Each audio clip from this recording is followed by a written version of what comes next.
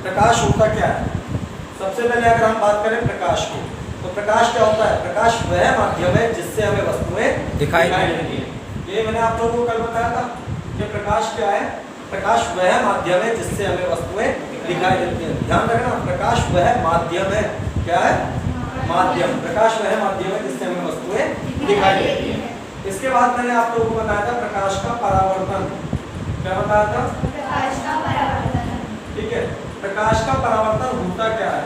देखो, जब प्रकाश, अगर हम बात करें, कल भी इस बारे में बात करी थी,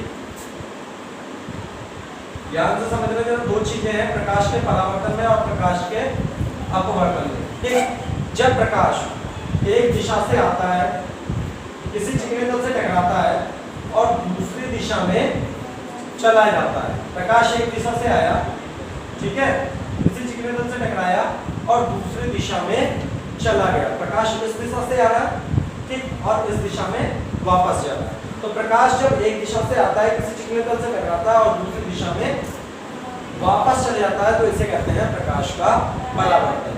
इसके लिए मैंने आप लोगों को बताया था, जैसे आप क्या करते हो, शीशे ले लेते हो घरों में, छोटे टुकड़े जो शीशे के होते हैं, उससे क्या करते हो, प्रकाश को पकड़ते हो, सूर्य के प्रकाश को पकड़ते हो, कहीं पे भी इसकी रिफ्लेक्शन मारते हो, है ना, कहीं पे वो रोशनी से दिखाई देती है ना, या नहीं दिखाई देती, तो वो क्या कहलाता है? वो कहलाता है आपका प्रकाश का परावर्तन। कि प्रकाश एक दिशा से आता है, किसी चिकने तल से टकराता है और दूसरी दिशा में वापस चला जाता है, इसे कहते हैं प्रकाश का परावर्तन। अब प्रकाश के परावर्तन के नियम, ठीक है, प्रकाश के परावर्तन के नियम है।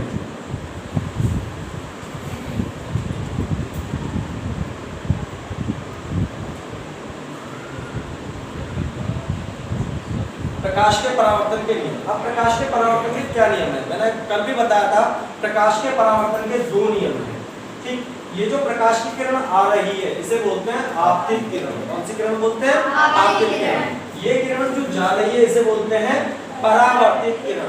और बीच में एक जो होती है किरण और होती है, जिसे हम बोलते हैं अभिलंब। क्या बोलते हैं? अभिलंब। ठीक है, अभिलंब ये हमारी इसकी मिडिल की, कह सकते हो, बीच की एक किरण होती है जो हम काल्पनिक खींचते हैं। क्या कहते हैं? काल्पनिक। ठीक है, ये किरण आ रही है, इसलिए इसे बोलते हैं आपतित किरण। क्या बोलते हैं? आपतित किरण। और ये जा रही है, इसलिए इसे बोलते हैं परावर्तित किरण। ठीक है, बीच में एक और होता है जिसे हम बोलते हैं अभिलंब। तो मैंने आप लोगों को बताया था प्रकाश के परावर्तन के नियम में क्या होता है? आपतित किरण, परावर्तित किरण और अभिलंब तीनों एक ही बिंदु पर स्थित होते हैं। तीनों एक ही बिंदु पर आकर मिलती है, नहीं मिल रही है भाई? ये तीनों एक ही बिंदु पर आकर मिल रही है, ये भी इधर मिल रही है, ये भी और ये भी। तो ये तीनों किरण आकर क्या मिल रही है? एक ही बिंदु पर आकर मिल रही है। तो इससे प्रकाश के परावर्तन के नियम में क्या होगा? आपतित किरण, परावर्तित किरण और अभिलंब तीनों एक ही बिंदु पर आकर मिलती है। ठीक, दूसरा नियम होगा जो आपतित किरण के बीच में बनता है, वो कहलाता है आपतन कोण। क्या कहलाता है? आपतन कोण। और जो परावर्तित किरण के बीच में बनता है, वो कहलाता है परावर्तन कोण। क्या कहलाता है? परावर्तन कोण। ठीक है, ये आपतन कोण था और ये वाला हमारा परावर्तन कोण।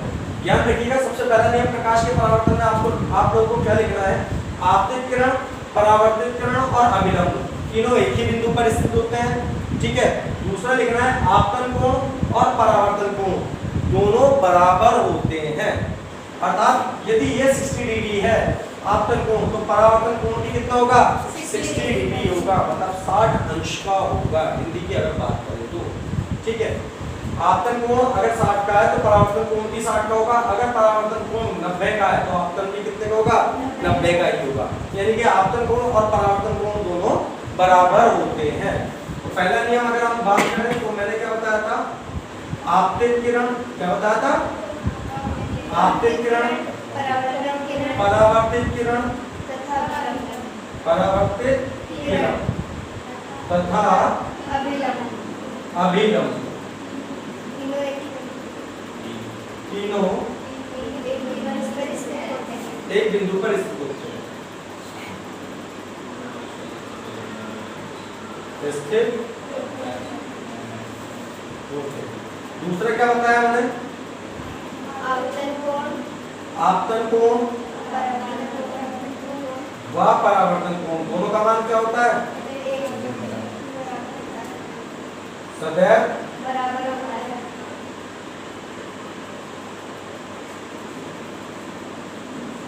ठीक है। ये किसके नियम है? ये प्रकाश के परावर्तन के नियम है। मैंने अभी आप लोगों को क्या चीज बताई है? प्रकाश का परावर्तन। अगर रिपीट करें इसको एक बार तो आपतित किरण प्रकाश का परावर्तन, जब कोई किरण एक दिशा से आती है, प्रकाश की किरण किसी चिकने तल से टकराती है और दूसरी दिशा में चली जाती है, तो इसे कहते हैं प्रकाश का परावर्तन। प्रकाश के परावर्तन के लिए दो नियम होते हैं। पहला नियम आपतित किरण, परावर्तित किरण और अभिलंब तीनों एक ही बिंदु पर स्थित होते हैं। दूसरा बताया था आपतन कोण और परावर्तन कोण दोनों बराबर होते हैं। ठीक। इसके बाद हम बात कर ली हमने गोलीय दर्पण की। इसकी गोलीय दर्पण की। तो क्या होता है गोलीय दर्पण?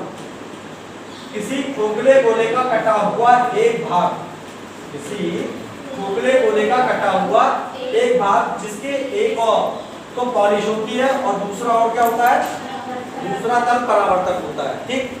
कोई भी किसकी बात कर रहे हैं हम? गोलीय दर्पण की। ठीक। गोलीय दर्पण होता क्या है? किसी खोखले गोले का, कोई भी आपने कांच की बॉल देखी है, जैसे प्लास्टिक की आप लोगों के पास बॉल होती है क्रिकेट वाली, देखिए ना, उसी की तरह हमारे पास मान लीजिए एक कांच की बॉल थी जो अंदर से खोखली थी, उसको हमने काट लिया एक तरफ से। ठीक है। जब हम उसे एक तरफ से काट लेते हैं तो उसका कुछ ही हिस्सा बचता है। ठीक। और उसके एक हिस्से पे चाहे अंदर की तरफ चाहे बाहर की तरफ क्या कर दी जाए? रेड ऑक्साइड की पॉलिश कर दी जाए। इसकी रेड ऑक्साइड से। ठीक। यदि किसी कांच के गोलीय दर्पण की अगर बात करें, कांच किसी खोखले गोले का, किसी खोखले गोले का या किसी कांच के खोखले गोले का कटा हुआ एक भाग जिसके एक तरफ क्या हो? पॉलिश हो और दूसरा तल क्या हो? परावर्तक हो। एक तल पे पॉलिश हो और दूसरा तल क्या हो? परावर्तक हो।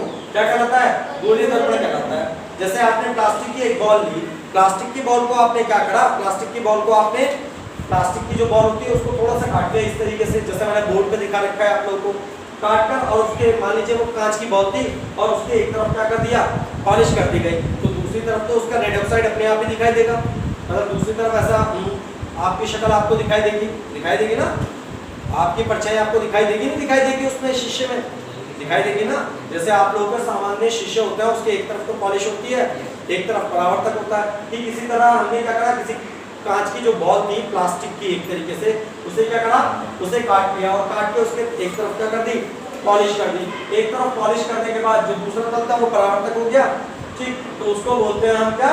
गोलीय दर्पण। किसी कांच के खोखले गोले का कटा हुआ एक भाग जिसके एक तरफ क्या होती है? पॉलिश होती है। क्या कहलाता है? गोलीय दर्पण कहलाता है। वैसे तो दर्पण बहुत सारे प्रकार के होते हैं, लेकिन ज्यादातर तुमने कितने ही पढ़े हैं? आप लोगों के सिलेबस में लगभग दो ही प्रकार के हैं। एक तो होता है अवतल दर्पण, कौन सा? अवतल दर्पण। ठीक है। और दूसरा होता है उत्तल दर्पण।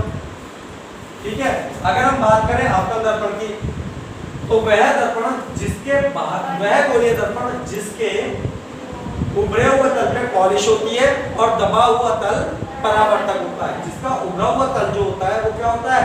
पॉलिश होती है और दबा हुआ तल क्या होता है? परावर्तक होता है। वो आपका कहलाता है अवतल दर्पण। देखो यहाँ पर हमारे पास क्या है? इस तरीके से कोई दर्पण है। ठीक। कांच का खोखला था, उस पे हमने क्या करा? बाहर की तरफ क्या कर दी? पॉलिश कर दी, यानी कि उभरे हुए तल पे पॉलिश कर देते हैं। तो ये जो बना आपका, ये कौन सा दर्पण बना? अवतल दर्पण। कौन सा दर्पण बना आपका? अवतल दर्पण। इसका जो अंदर की सतह थी वो परावर्तक थी और बाहर की सतह पर हमने क्या कर दी? पॉलिश कर दी, तो वो अवतल दर्पण कहलाता है। लेकिन अगर हम बात करें उत्तल दर्पण की, तो उत्तल दर्पण में क्या होता है? दबे हुए तल पे तो पॉलिश होती है। ठीक है। दबे हुए तल पे क्या होती है? पॉलिश होती है और उभरा हुआ तल परावर्तक होता है। दबे हुए तल पे, ये मान लीजिए ये हमारा, अगर बात करें इस तरफ, अगर हमने उभरे हुए तल पे पॉलिश कर दी, उभरे हुए तल पे पॉलिश कर दी और अंदर का तल परावर्तक हुआ, तो ये तो हुआ हमारा अवतल दर्पण। कौन सा हुआ? अवतल दर्पण। और यदि हम अंदर की तरफ पॉलिश कर दें और बाहर का ये जो तल है ये क्या रह जाए? आपका परावर्तक रह जाए, तो ये आपका कहलाएगा उत्तल दर्पण। कौन सा कहलाएगा? ये क्लियर है आपका? उत्तल दर्पण और अवतल दर्पण दोनों में तो क्लियर है। ठीक,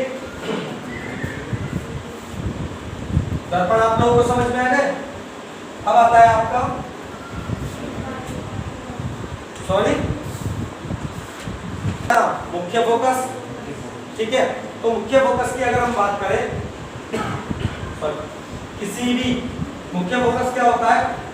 कोई भी दर्पण है, चाहे वो हमारा अवतल है चाहे उत्तल है। चलो अवतल दर्पण की बात कर लेते हैं। ठीक, जब प्रकाश की किरणें अवतल दर्पण में परावर्तन के पश्चात, प्रकाश की किरणें अवतल दर्पण में परावर्तन के पश्चात, ठीक है, प्रकाश की किरणें अवतल दर्पण में परावर्तन के पश्चात जिस बिंदु पर मिलती हैं, क्या होती है? जिस बिंदु पर हाँ, जिस बिंदु पर मिलती है, ठीक है, अवतल दर्पण में, लेकिन उत्तल दर्पण में मिलती हुई प्रतीत होती है। ठीक, तो उसे उसका मुख्य फोकस कहते हैं।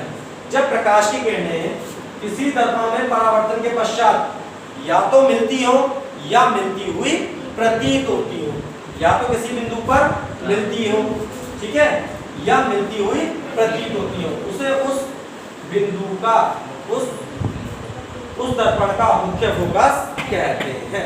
उसे उस दर्पण का क्या कहते हैं? मुख्य फोकस कहते हैं। ठीक, अगर हम इसकी बात करें, ये देखो, अगर हमने इसके अंदर की तरफ क्या कर दिया? पॉलिश कर दी। अब प्रकाश की किरणें आई, यहां से आएगी, ठीक, तो ये इस तरीके से जाएगी। ठीक है, प्रकाश की बहुत सारी किरणें आती हैं और वो इस तरीके से रिफ्लेक्टेड होती हैं। ठीक, इस तरीके से जाएगी, तो ये किसी न किसी बिंदु पर क्या होंगी? मिलती हुई प्रतीत होगी। प्रतीत का मतलब है वास्तविकता में मिलेंगी नहीं, लेकिन हमें लगेगा किसी बिंदु पर मिल गई है। ठीक, तो इसकी बात कर रहे हैं हम, बात कर रहे हैं मुख्य फोकस, जिसे हम किससे प्रदर्शित करते हैं? F से।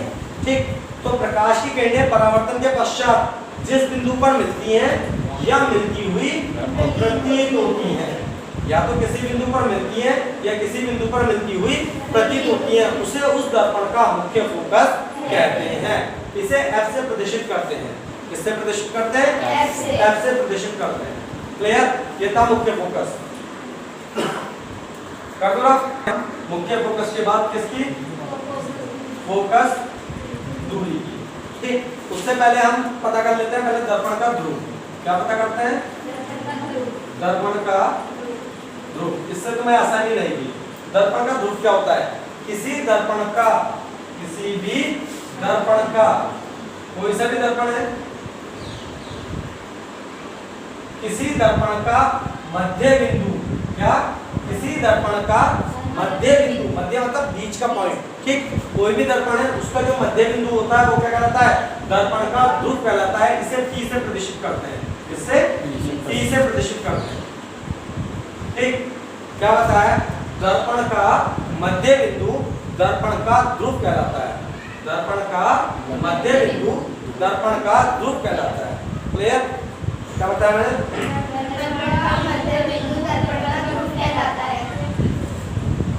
अब आता है दर्पण का द्वारक। दर्पण का द्वारक क्या होता है? दर्पण के एक किनारे से लेकर दूसरे किनारे तक के बीच की दूरी, दर्पण के एक किनारे से लेकर दूसरे किनारे तक के बीच की दूरी क्या कहलाती है? दर्पण का द्वारक कहलाता है। क्या कहलाता है? दर्पण का द्वारक कहलाता है।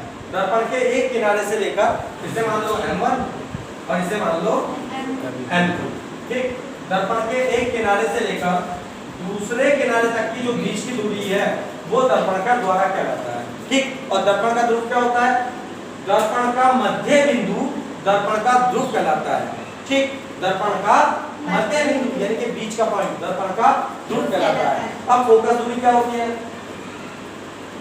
दर्पण के मुख्य फोकस से लेकर और दर्पण के ध्रुव तक की बीच की दूरी को, यानी कि F से P तक की जो बीच की दूरी है, F से P तक के बीच की दूरी फोकस दूरी कहलाती है।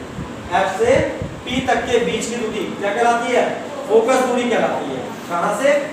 F से P तक के बीच की दूरी फोकस दूरी कहलाती है। और फोकस मैंने अभी बताया था, मुख्य फोकस होता क्या है? प्रकाश की किरणें परावर्तन के पश्चात जिस बिंदु पर मिलती हैं या मिलती हुई प्रतीत होती हैं उसे उस दर्पण का मुख्य फोकस कहते हैं। और मुख्य फोकस से लेकर P तक के दर्पण के ध्रुव तक के बीच की दूरी, मुख्य फोकस से लेकर दर्पण के ध्रुव तक के बीच की दूरी दर्पण की फोकस दूरी कहलाती है। मैंने बताया था, दोबारा एक बार फिर सुन लीजिए, दर्पण के मुख्य फोकस से लेकर दर्पण के मुख्य फोकस से लेकर दर्पण के ध्रुव तक के बीच की दूरी फोकस दूरी कहलाती है, या F से P तक के बीच की दूरी क्या कहलाती है? फोकस दूरी कहलाती है। ये रफ करो। अब प्रकाश का अपवर्तन होता क्या है? मैंने पहले ही बताया था, जब प्रकाश एक माध्यम से दूसरे माध्यम में प्रवेश करता है तो अपने मार्ग से विचलित हो जाता है।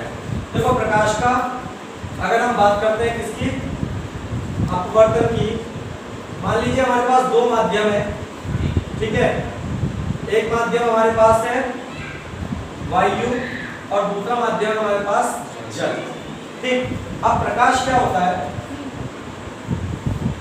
प्रकाश एक माध्यम से आता है, यानी कि वायु से आया, ठीक, दूसरे माध्यम में प्रवेश करता है तो अपने मार्ग से विचलित हो गया, अपने मार्ग से विचलित हो गया, यानी कि इससे प्रकाश को जो आना था वो बिल्कुल सीधे आना था, लेकिन सीधे ना आकर इसने अपनी दिशा को थोड़ा बदल दिया, ठीक, अपनी दिशा से भटक गया, ठीक। प्रकाश इस तरीके से आ रहा था और प्रकाश यहाँ आ गया, जबकि आना इसे यहाँ आ गया, ठीक। लेकिन जब प्रकाश एक माध्यम से आकर किसी दूसरे माध्यम में प्रवेश करता है तो अपने मार्ग से विचलित हो जाता है। जब प्रकाश एक माध्यम से दूसरे माध्यम में प्रवेश करता है तो अपने मार्ग से विचलित हो जाता है। प्रकाश के इस प्रकार के विचलन को प्रकाश का अपवर्तन कहते हैं, ठीक है। विचलन का मतलब यहाँ पर होता है प्रकाश का थोड़ा सा मुड़ना या कह दो अपनी दिशा का भटक जाना, ठीक।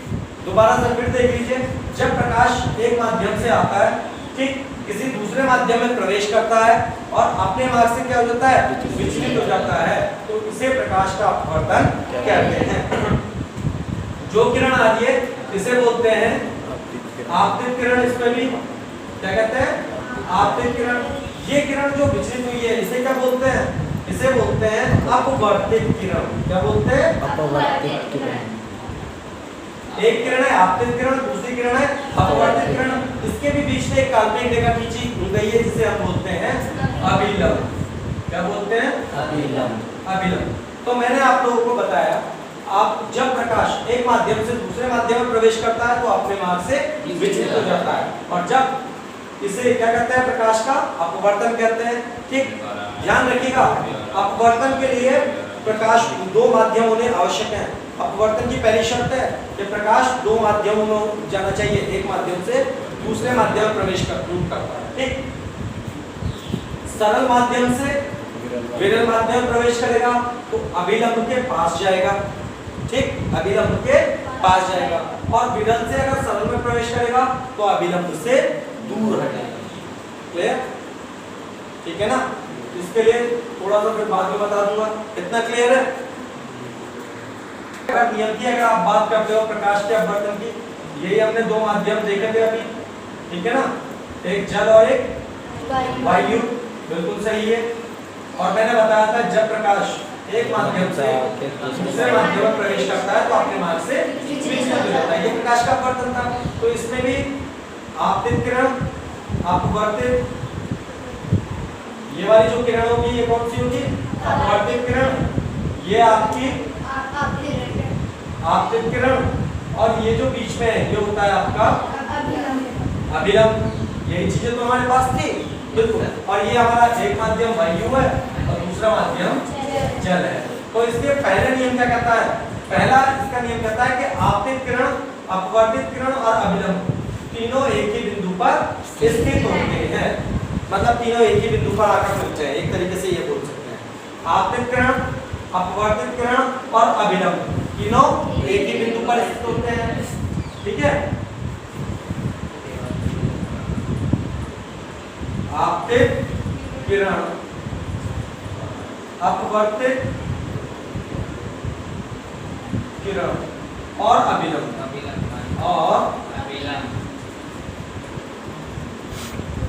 अभिलंब, तीनों एक बिंदु पर स्थित होते हैं।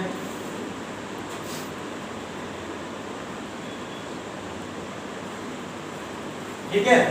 दूसरा जो नियम है इसका, दूसरा नियम है आपतन कोण साइन आई और अपवर्तन कोण साइन आर, दोनों का अनुपात नियत रहता है, नियतांक रहता है या नियत रहता है।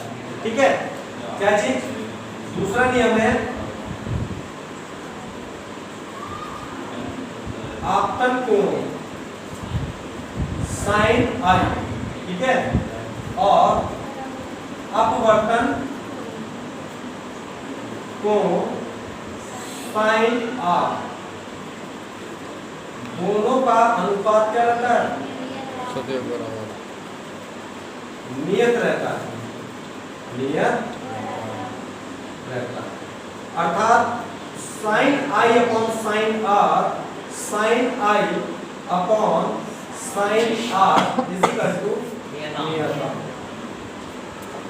ठीक है। Sine I upon sine R is equal to नियतांक, ये इसका दूसरा नियम है। अगर ज्यादातर कभी कभी एक नंबर में क्वेश्चन आ जाता है, इसे स्नेल का नियम भी कहते हैं। ये आपका 2019 में आया था।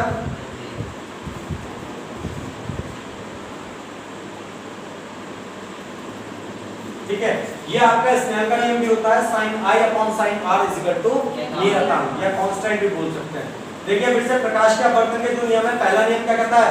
आपतित किरण, अपवर्तित किरण और अभिलंब, तीनों आपतित किरण, अपवर्तित किरण और अभिलंब तीनों एक ही बिंदु पर स्थित होते हैं। दूसरा बताया था आपतन कोण साइन आई, अपवर्तन कोण साइन आर, दोनों का अनुपात नियत रहता है, अर्थात sine I upon sine R is equal to नियतांक, इसे स्नेल का नियम भी कहते हैं। क्लियर है इतना? अब एक चीज ध्यान रखना जरा, मैं आप लोगों को बताता हूँ बच्चे किस चीज में कंफ्यूज होते हैं। जो आप लोग जो कंफ्यूज होते हो वो कंफ्यूज होते हो प्रकाश के परावर्तन और अपवर्तन में। ठीक, प्रकाश का परावर्तन और अपवर्तन में देखो, अगर हम बात, मैंने अभी बताया था आप लोगों को परावर्तन के बारे में भी, परावर्तन में क्या होता है? आपतित किरण, अपवर्तित, ये परावर्तित किरण और अभिलंब। इसका नियम तो सेम है पहला वाला कि आपतित किरण, अपवर्तित किरण, सॉरी अपवर्तित नहीं परावर्तित किरण। परावर्तन में क्या होती है? परावर्तन में होती है परावर्तित किरण, परावर्तित किरण। देखो आपतित किरण तो इसमें भी है, लेकिन इसमें अपवर्तित किरण है, लेकिन इसमें क्या है? परावर्तित किरण है। इसमें क्या है? परावर्तित किरण। समझ में आया? दोनों में ये अंतर होता है। आप लोग क्या करते हो? आप लोग आपतित किरण यहाँ पे भी आपतित किरण कर देते हो, अपवर्तित किरण को, ठीक है ना?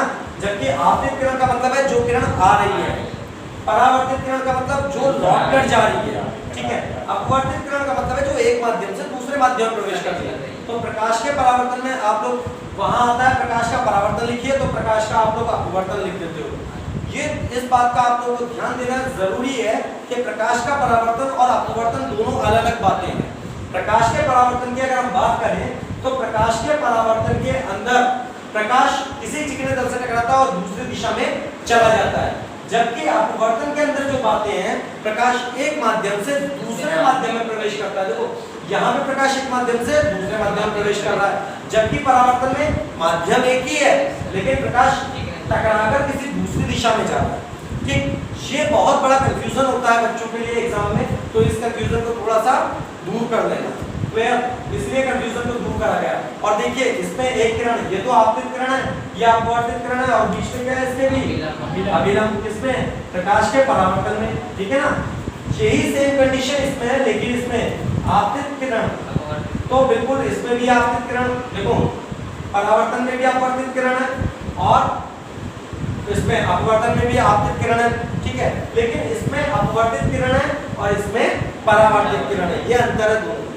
एक में परावर्तित किरण है और एक में अपवर्तित किरण है, बस ये अंतर है, बाकी कोई अंतर नहीं है। और रूल्स, इसका आपतन कोण और परावर्तन कोण दोनों बराबर होते हैं, जबकि इसका आपतन कोण साइन आई और अपवर्तन कोण साइन आर दोनों का अनुपात, अनुपात का मतलब है एक दूसरे के नीचे है ये, दोनों का अनुपात नियतांक होता है। जबकि इसमें क्या होता है, आपतन कोण और परावर्तन कोण। इसमें परावर्तन कोण है, इसमें आपतन कोण है, ये दोनों में अंतर है। ठीक है, दोनों का मान इसमें तो बराबर होता है, लेकिन इसमें दोनों का अनुपात नियतांक होता है। क्लियर? ये थोड़ा सा डिफरेंट था, तो डिफरेंस था इसके अंदर जो मैंने आप लोगों को बता दिया है। ठीक है, नेक्स्ट टॉपिक की ओर बढ़ते हैं। हमारी प्रकाश के परावर्तन में क्या था, वो छोटी सी चीज ये है कि कभी कभी एक नंबर का क्वेश्चन आ जाता है आपका, फोकस दूरी f, वक्रता त्रिज्या r में क्या संबंध है, में क्या संबंध है। ठीक, वो पूछता है ये कि फोकस दूरी f और वक्रता त्रिज्या r में क्या संबंध है। तो हमेशा ध्यान रखना, फोकस दूरी वक्रता त्रिज्या की आधी होती है, यानी कि f = होगा r/2। यहाँ पे अगर हम बात करें इस तरीके से भी लिख सकते हैं, फोकस दूरी बराबर होती है आपकी वक्रता त्रिज्या बटे 2। ठीक है, फोकस दूरी इक्वल टू होता है, सॉरी फोकस दूरी बराबर होती है वक्रता त्रिज्या बटे 2। ठीक है, अगर कभी कभी न्यूमेरिकल में आ जाता है कि फोकस दूरी, किसी की फोकस दूरी दे रखी है, उसने फोकस दूरी 20 सेंटीमीटर है, तो वक्रता त्रिज्या ज्ञात कीजिए। क्या ज्ञात कीजिए? वक्रता त्रिज्या। तो फोकस दूरी देखिए, तो वक्रता त्रिज्या ज्ञात करने के लिए क्या करेंगे, वक्रता त्रिज्या बराबर होगा 2 गुना फोकस दूरी। क्या होगा? ठीक है, तो 2 और फोकस दूरी कितनी है, 20 बराबर कितनी हो जाएगी, 40 सेंटीमीटर। समझ में आया? ये न्यूमेरिकल आ जाते हैं। कभी कभी ऐसे भी दे सकता है कि वक्रता त्रिज्या 40 दे रखी है, तो फोकस दूरी निकालो, तो उसका आधा कर दो, सीधे सीधे आ जाएगा। ये एक दो नंबर के जो न्यूमेरिकल है, ये भी आप लोगों को परेशान करेंगे, तो थोड़ा इनको भी देख लीजिए। क्लियर? अब इसके बाद हम बात करते हैं क्रांति कोण।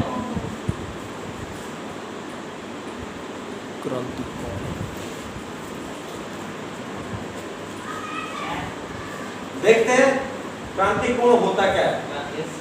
ये भी प्रकाश के अपवर्तन के अंदर आता है, प्रकाश के अपवर्तन के अंदर। अब होता क्या है,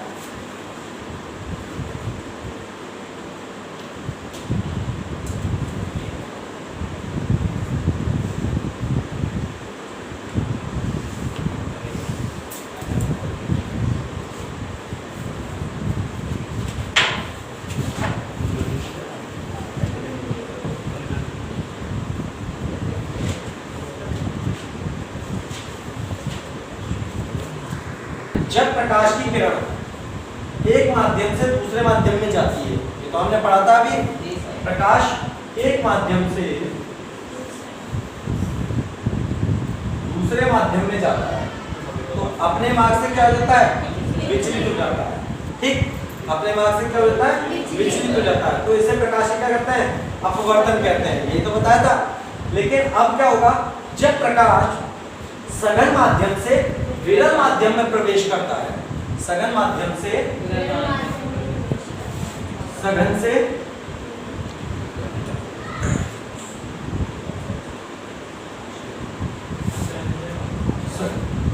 सघन माध्यम से विरल माध्यम में प्रवेश करता है, यानी कि यहां से हो जाता है और इस तरह।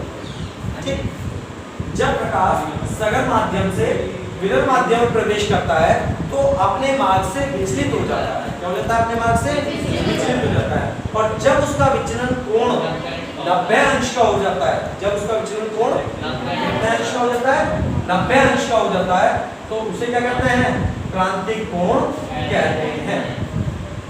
ठीक, ये आप कांच मान लेंगे। जब प्रकाश क्या हुआ, एक माध्यम से आया, ठीक, सघन माध्यम से विरल में प्रवेश करेगा, इससे सघन से विरल में प्रवेश करेगा। ठीक,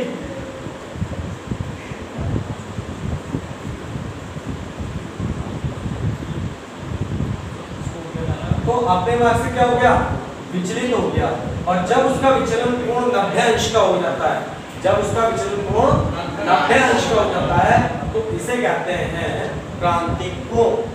दोबारा मैं बता रहा हूं, जब प्रकाश सघन माध्यम से विरल माध्यम में प्रवेश करे, करता है तो अपने मार्ग से विचलित हो जाता है। जब प्रकाश सघन माध्यम से विरल माध्यम में प्रवेश करता है तो अपने मार्ग से विचलित हो जाता है। जब उसका विचलन कोण 90 अंश का होता है तो इसे क्रांतिक कोण कहते हैं। इस कोण को क्रांतिक कोण कहते हैं। 90 अंश का मतलब है 90 डिग्री का। 90 अंश का मतलब क्या है? 90 डिग्री का। जब प्रकाश सघन माध्यम से विरल माध्यम में जाता है तो अपने मार्ग से विचलित हो जाता है और जब उसका विचलन कोण 90 अंश का होता है यानी कि 90 डिग्री का होता है तो इसे कहते हैं क्रांतिक कोण। इसी में ही आता है आपका पूर्ण आंतरिक परावर्तन। पूर्ण आंतरिक परावर्तन। पूर्ण आंतरिक परावर्तन। अब पूर्ण आंतरिक परावर्तन क्या होता है? एक क्वेश्चन और आता है क्रांतिक कोण कितने अंश का होता है? तो ध्यान रखिए क्रांतिक कोण 90 अंश का होता है। कितने अंश का होता है? 90 अंश का। ये आप लोगों को पता होना चाहिए। अब आता है पूर्ण आंतरिक परावर्तन। पूर्ण आंतरिक परावर्तन होता क्या है? बिल्कुल यही डेफिनेशन लिखी है बस थोड़ा सा डिफरेंस है। जब प्रकाश सघन माध्यम से विरल माध्यम में प्रवेश करता है तो अपने मार्ग से विचलित हो जाता है। जब उसका विचलन कोण 90 अंश से अधिक का होता है 90 अंश से अधिक का होता है तो वह पूर्ण आंतरिक परावर्तन कहलाता है। क्या कहलाता है? पूर्ण आंतरिक परावर्तन कहलाता है। जब प्रकाश सघन माध्यम से विरल माध्यम में प्रवेश करता है तो अपने मार्ग से विचलित हो जाता है। जब उसका विचलन कोण 90 अंश से अधिक का होता है तो वह पूर्ण आंतरिक परावर्तन कहलाता है। समझ में आया? दोबारा फिर एक बार बता रहा हूँ। जब प्रकाश सघन माध्यम से विरल माध्यम में प्रवेश करता है, कौन से? सघन से विरल में प्रवेश करता है तो अपने मार्ग से क्या हो जाता है? विचलित हो जाता है। ठीक। जब उसका विचलन कोण 90 अंश से अधिक का होता है यानी कि 90 प्लस हो जाता है, ठीक है ना? 90 अंश से अधिक का होता है तो उसे पूर्ण आंतरिक परावर्तन कहते हैं। पूर्ण आंतरिक परावर्तन की कुछ शर्तें होती हैं। पूर्ण आंतरिक परावर्तन की ये शर्त होती है कि प्रकाश जो है वो सघन माध्यम से विरल माध्यम में प्रवेश करता है। सघन माध्यम से विरल माध्यम में प्रवेश करता है, ठीक है? पूर्ण आंतरिक परावर्तन की ये शर्त है। एक नंबर का जाता है कभी-कभी पूर्ण आंतरिक परावर्तन की क्या शर्त है? तो पूर्ण आंतरिक परावर्तन की शर्त है कि प्रकाश जो है वो सघन माध्यम से विरल माध्यम में प्रवेश करेगा, ठीक है? ये पूर्ण आंतरिक परावर्तन की शर्त।